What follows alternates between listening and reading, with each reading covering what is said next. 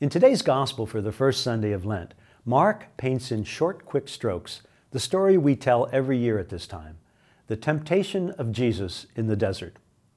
It may be helpful to recall how that scene flows directly from Mark's account of the baptism of Jesus.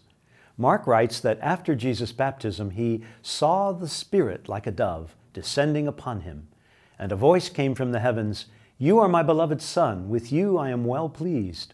At once the Spirit drove him out into the desert, and he remained in the desert for 40 days, tempted by Satan. Are you struck by those words, "At once the Spirit drove him out into the desert"? We usually don't think of the Spirit-filled Jesus being driven into the desert. So why might the Spirit drive Jesus into the desert? Well, in the Bible, the desert is always a place of testing. Perhaps some of you live in or near a desert.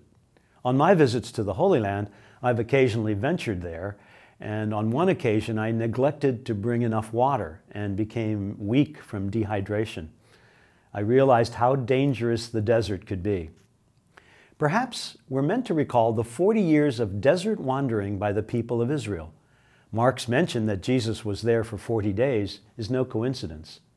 Mark's story is part of the grand story of salvation.